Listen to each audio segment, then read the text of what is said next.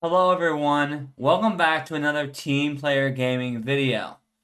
Those of you that have played Pathfinder 1 for any significant amount of time may have heard of the Arcane Trickster Prestige class.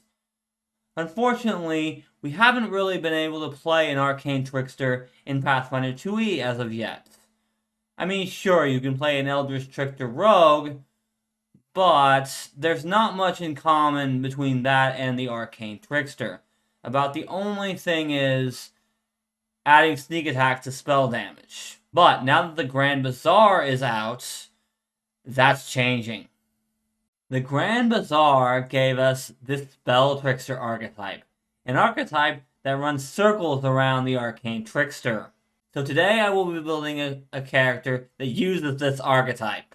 But before we get started, did you know that you can get my videos early if you pledge to me on Patreon? That's right. I post my videos on Patreon at least 12 hours before they go up on YouTube. Also, if you pledge at Team Leader or higher, then you can get a character sheet to go along with any build videos I do. If you're interested in either of these perks, you can check out my Patreon page using the link in the description. Now, back to the video.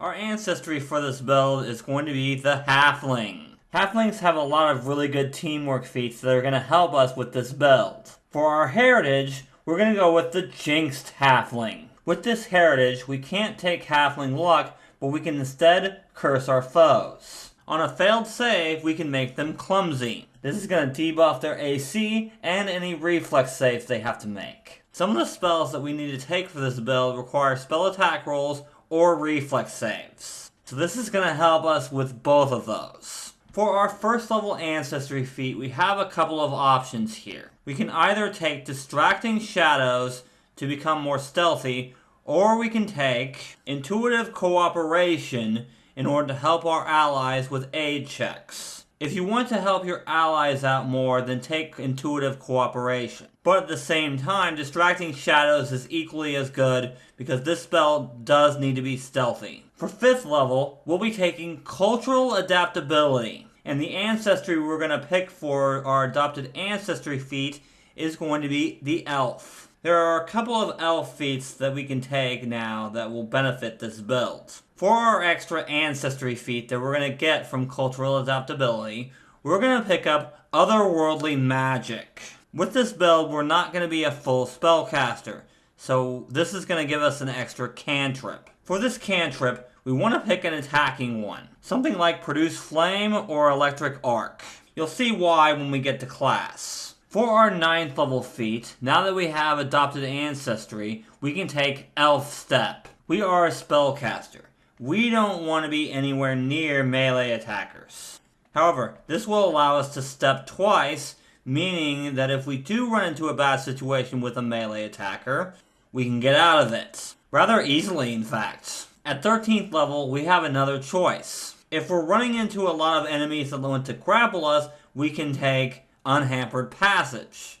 This will give us freedom of movement as a primal spell once a day. That will allow us to get out of grappling situations rather easily. Also, if we took Distracting Shadows at level 1, we could take Ceaseless Shadows at this level. This would allow us to hide and sneak even if we don't have cover or concealment. It would also allow us to take cover behind larger creatures, such as our other party members. And finally, if we're in an urban area a lot, we could also take Cobble Dancer. When we're in this type of area, we can step into difficult terrain, and enemies that are in difficult terrain are flat-footed to us. Again, you'll understand why we're taking this when we get to class. Finally, our 17th level feat is going to be Shadow Self. Being invisible until we cast a hostile spell is going to make enemies flat-footed against our spells.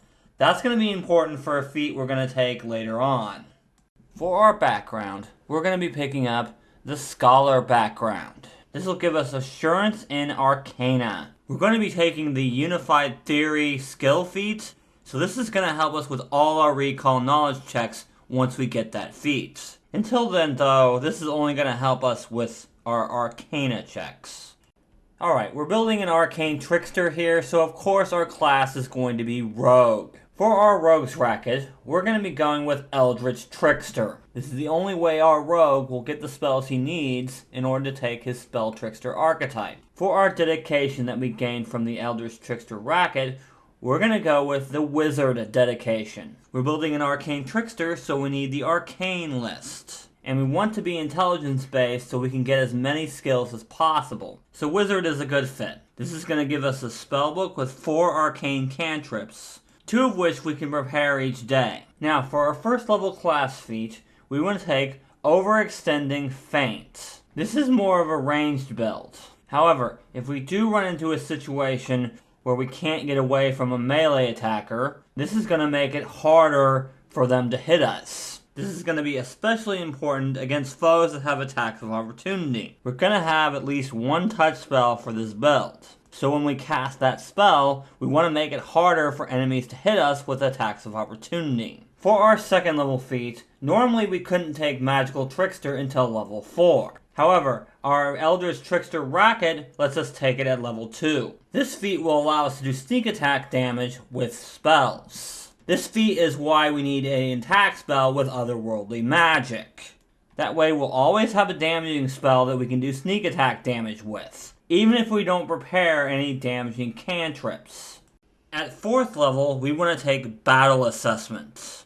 This will allow us to find out information about our enemies using our Perception check rather than Recall Knowledge. This could give us different information than we would get if we used Recall Knowledge. Plus, this feat and Recall Knowledge can give us a huge amount of information. And information is power, especially for this build. And we can share this information with our allies, helping us take our enemies down quicker. At 6th level, we want to take Basic Wizard Spellcasting. For our Spell Trickster archetype, we're going to need more than just cantrips. This feat will eventually give us a spell slot for every level from 1 to 3. Side note, we will be using the free archetype variant rule for our Spell Trickster archetype. At 8th level, we want to take Inspired Stratagem. This feat is by far one of the best teamwork rogue feats in the game. If you're playing a rogue and you get to 8th level, you should always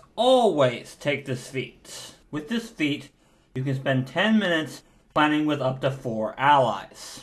If you do, you gain a reaction that you can use once per day on each ally. This reaction allows an ally to roll an attack roll or skill check twice and take the better results. They then become immune to this reaction until your next daily preparations. But you can use this reaction once on every ally that you planned with. The sad thing is that most people don't even realize this feat exists, or they just don't take it because it doesn't help them. Teamwork is vital to all tabletop RPGs, and most people don't realize that. It's especially true in Pathfinder 2e. Feats like this that nobody takes but are excellent for teamwork is the whole reason I started this channel in the first place. At 10th level, we want to take Basic Arcana. And the wizard feat we want to take is Conceal Spell. We want our enemies to be flat-footed against our spells. That won't happen if they see our spells coming. This feat will allow us to hide our manifestations of our spells even if we ourselves are not hidden. At 12th level, we want to take Expert Wizard Spellcasting. There are a few spells that we need for our Spell Trickster archetype that we can now take thanks to this feat. It also just gets us more powerful spells. The next feat for this build is Predictive Purchase. This feat will give us the Prescient Planner and the Prescient Consumable feats. Plus, when we use Prescient Planner, we can pull out an item for 2 actions instead of taking a minute to do so. There are a lot of items out there that can help the party, consumable or otherwise. As long as we keep some money around, we're always going to be able to pull out something for a situation. Whether that's a chemical item or a repair kit or something else. As long as it isn't a permanent magic item, and we have enough money for it, we'll be able to pull it out and use it. Great versatility, definitely consider this feat. The next feat for this build is Advanced Arcana, and the wizard feat we want to take is Silent Spell. This is just going to make us even better at concealing our spells. Because when we do cast attack spells, we want our foes to be flat-footed against them. Next, at 18th level, we want to take Master Wizard Spellcasting. Where we don't really need any of the spells from this feat for our Spell Trickster archetype, it's still going to give us access to more powerful spells, so we might as well take it. And at level 20, we want to take Implausible Purchase. This will make us even better at pulling out exactly what we need for a given situation. We can use Prescient Planner as a single action instead of a 2-action activity. Also, up to 5 times per day, we can use Prescient Planner to pull out a consumable item that is up to 6 levels lower than our character level. Before we get into the other feats for this build, including the free archetype feats, I do want to cover a couple of things. First, the starting stats for this build are Strength 10, Dexterity 14, Constitution 10, Intelligence 18, Wisdom 12, and Charisma 14. Secondly, we will need certain specific spells in order to take our Spell Trickster archetype feats. The cantrips we will need are Mage Hand and Light. We will also need Mirror Image, Fireball, Vampiric Touch, Black Tentacles, and Cloud Kill. The rest of the spells that go in your book are totally up to you, but I would recommend picking some good teamwork arcane spells like Fear. Now that that's out of the way, let's move on to the free archetype feats. So, for our free archetype, our first feat is going to be, of course, our Spell Trickster dedication. This archetype will give us a different way of casting certain spells. We are able to choose which version of the spell we want to cast every time we cast it. This feat also gives us 2 4th level feats from the Spell Trickster archetype for free. The first 4th level feat we'll gain from this dedication is going to be Forceful Hand. This will allow us to use Mage Hand to push our opponents further away from us. This is a ranged build, so we don't want enemies anywhere near us. So being able to push them 5 feet away, or 10 on a critical success, is very good. Also, we can use this to push enemies into hazards in the environment. The second free 4th level feat we'll gain from this dedication is going to be Shining Arms. This allows us to cast light on either an unattended weapon or one wielded by ourselves or an ally. When that weapon critically hits a foe, we can spend a reaction to end the spell. This causes the foe to become dazzled for 1 round. Once we use this reaction, we can't use this modification of light for 10 minutes. At 4th level, we'll take Agile Hand. When we cast Mage Hand, we can use it on a set of Thieves' Tools. This is going to allow us to open locks and disable devices at range. However, we are going to take a -2 penalty on our Thievery check. If we critically fail on our Thievery check, the spell ends and we can't use this modification again for 24 hours. At 6th, we're going to take Confounding Image. We need Mirror Image for this feat. When we cast Mirror Image, we can make its duration sustained up to 1 minute and its range 30 feet. If we do, the spell creates an illusory duplicate of yourself within the spell's range. The image takes up space and has a 5-foot reach. Allies can flank with the image. The duplicate doesn't have any attributes that a creature would have other than an AC equal to your spell DC and saving throw modifiers equal to your spell DC -10. If the duplicate is hit by an attack, fails a save, or if you move more than 30 feet away from it, the spell ends. Creatures can move through the duplicate square without penalty. When you sustain this spell, you can move the duplicate to any unoccupied square within range. This is simply a way for us to give our allies flanking without us actually having to be in melee. Also, we can still use the regular version of this spell to keep enemies off us. At 8th level, we'll be taking Arcane Breadth. This is going to give us more spell slots to use, which of course will allow us to use these cool Spell Trickster options more often. At 10th, we'll be taking Smoldering Explosion. This one is for Fireball. When we cast Fireball at least 4th level, we can leave behind a cloud of smoke. This functions as Obscuring Mist, except it only lasts 1 round. This feat isn't that good for teamwork, but it is a prerequisite for one that is.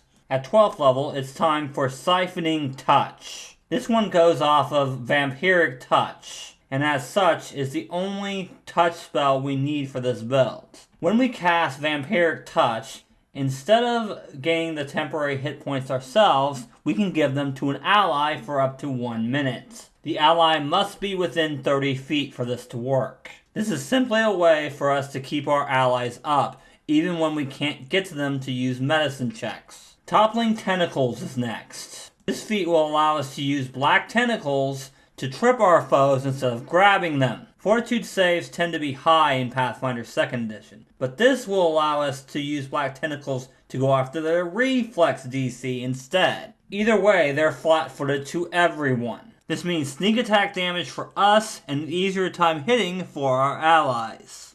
For 16th, we want to take Choking Smoke. This is the feat that requires Smoldering Explosion. When we cast Fireball at 6th level, we gain the effects of a 3rd level Fireball, as well as leaving behind a 3rd level Stinking Cloud. This means that we're doing Fireball damage, and immediately after, we are slowing and sickening enemies within the cloud. Stinking Cloud combines 2 of the best debuffs in the entire game. And with this feat, we're getting that plus a Fireball. That is quite good. Next, at 18th, we want to take Directed Poison. This is the feat that requires our Cloud Kill spell. This feat allows us to cast Cloud Kill, but we can direct it 10 feet in the direction of our choice whenever we sustain the spell. This means we may be able to move it in a way that avoids our allies. And our last free archetype feat is going to be Scattered Fire. This will allow us to divide our fireball into 2 10-foot bursts rather than 1 20-foot burst. This means we can hit 2 groups of enemies at the same time. The 2 areas just can't overlap. This means we can more easily avoid our allies and hit more enemies with our fireball. For skill feats for this build, we're going to need Unified Theory. That's going to help us with our recall knowledge. We might also take Wary Disarmament to help us with our thievery checks. And we might take Swift Sneak so we can sneak around better. For general feats, we want to take Canny Acumen. And for that feat, we want to choose Fortitude saves. Fortitude is only going to be expert, so we want to up that to master so we can get a little bit better at it. Then we want to take the standard Fleet, Die Hard, and Toughness. And for our last general feat, we're going to be legendary in Perception, so we should take True Perception. This is simply going to help us with other sneaky people and allow us to see through illusions. And that's going to wrap up this video. If you enjoyed the video, leave a like and subscribe to the channel for more Pathfinder 2nd Edition teamwork content. You can also check me out on Facebook and on Twitter. As I said before, you can also pledge me on Patreon for exclusive perks. Links are in the description. So until next time, remember, teamwork is vital.